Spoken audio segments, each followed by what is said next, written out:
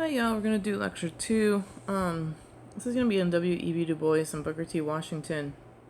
And it's basically gonna use a lot of the things we talked about in the debate, and then also, kind of go over different points of view about it.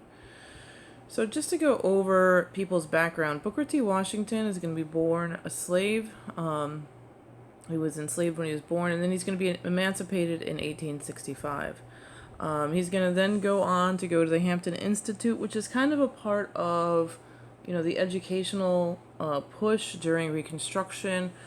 General Samuel Armstrong is going to fund this, and it's, focused on training and practical industrial education. So after he graduates, he's going to go on to found the Tuskegee Institute, which also looks at industrial education. We're going to look specifically at the Atlanta Exposition speech today, which was written in 1895. And he goes on to write Up from Slavery, which is probably his most famous work, which is his biography, and kind of talking about how he was able to pull himself up by his bootstraps, become a successful American. He is the first American to dine in the White House with Teddy Roosevelt, and he's going to die in 1915. So that's kind of Booker T. Washington. You can keep that in mind as we go through. The second person we're going to look at today is W.E.B. Du Bois, who was born a little bit later than Booker T. Washington in 1865, and he's also born free in Massachusetts. So he's born after the Civil War and in the North. He is able to attend Harvard University. He gets a master's in history. He goes to Berlin. He comes back to America. And he has this real idea of Pan-Africanism and trying to join, black folks from around the world into, like, a movement. His most famous book is The Souls of Black Folk.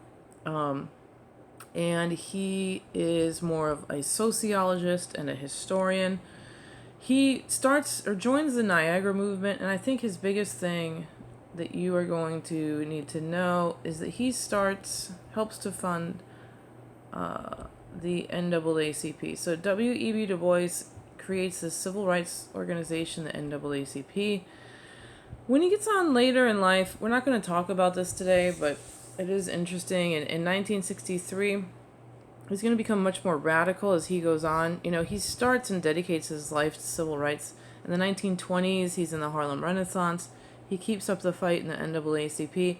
By the time he gets to be 93 in 1963, he just sort of becomes more radical. He becomes a member of the Communist Party. He moves to Ghana, which is kind of a part of this, like, Pan-Africanism. And he dies on the eve of the March on Washington in 1965, and he was 95 years old. So he's has a long history in the civil rights movement. We can even look at him when we get to the 1960s. It's kind of interesting. But most folks kind of look at these two speeches, the Atlanta Compromise, and then, like, things that he wrote, like, afterwards, like in 1900. This is the time we're looking at today, which is kind of looking at, like, usually Booker T. Washington setting up, this is what we should do, and W.E.B. Du Bois criticizing it. Okay, so that's what we're going to look at today. All right. So one thing to think about in general is this idea of the New South, and we can, kind of discuss to what extent is post-Reconstruction Southern economy different. In the debate, we sort of looked at the fact that, sharecropping and all these other things were, keeping it pretty much the same. It's still cotton producing. But there is some changes. There are textile mills and tobacco factories in the South. But the per capita income in the South is less than in the North. And they do not change a ton. So one of the things is we have new industries: steel, lumber, tobacco, textiles. They do have an expanded railroad.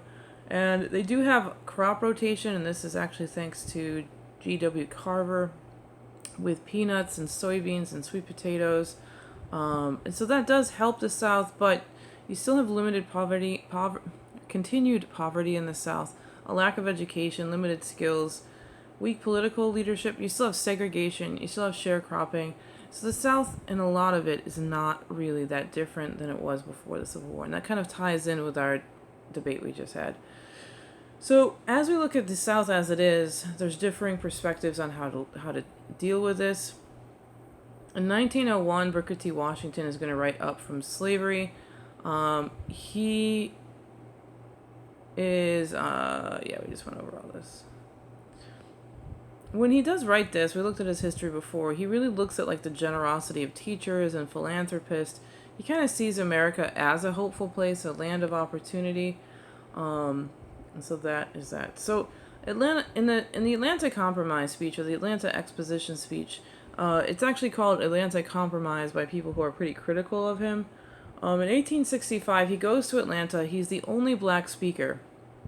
And so when you take a look at the Atlanta Compromise speech, one of the things to think about is he's the only black speaker who's on the stage during this whole exposition. And really in 1895, this exposition in Atlanta was trying to basically advertise the South is new, invest in the South. This is a good place to, work and do things.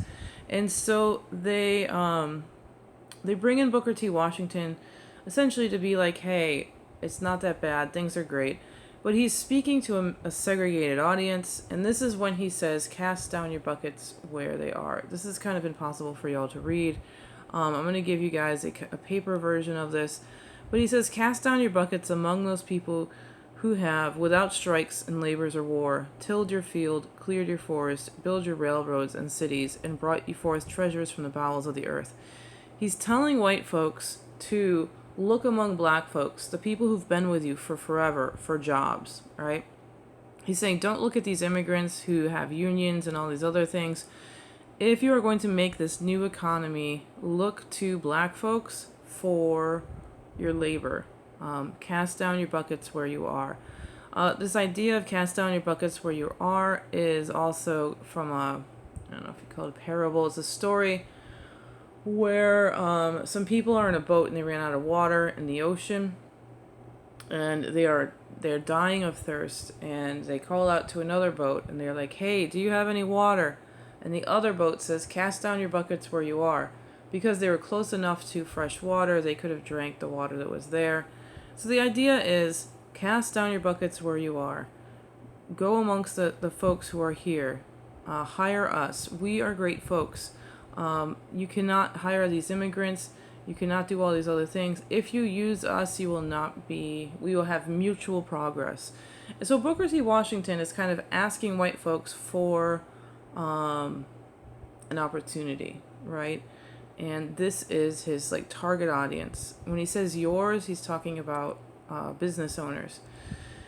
And so, he's like, we will stand by you, all of these things. This is Booker T. Washington's solution. So W.E.B. Du Bois is Harvard educated. He's a sociologist. He's going to write The Talented Tenth. He is the one who calls this speech the Atlantic Compromise, meaning he feels like Booker T. Washington is essentially accommodating racist. He's accommodating segregation. He's basically to W.E.B. Du Bois, Booker T. Washington is like, yes, we were going to help you white people in this segregated, society.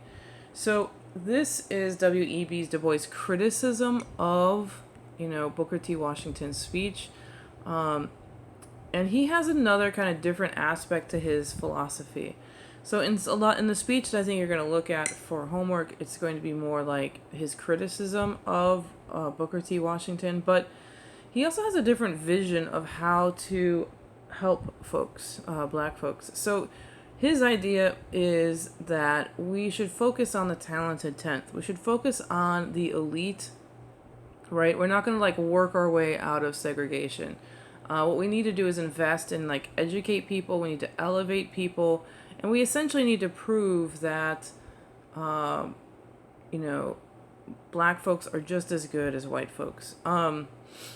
And this is kind of his focus is on this talented 10th on developing leadership.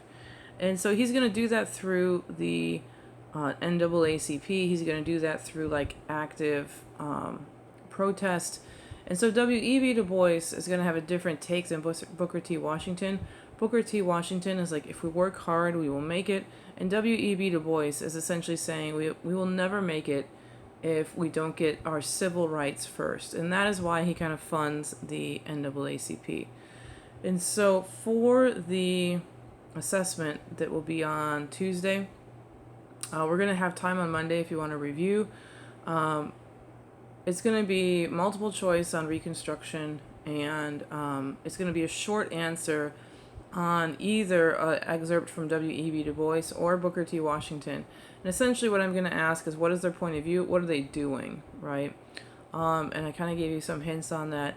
One fact to support the point of view of Booker T. Washington or W.E.B. Du Bois, and one fact to refute their point of view.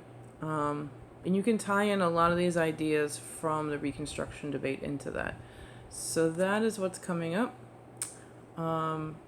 There is more on this stuff in the book, which I have also on the planner. All right, y'all. Take care.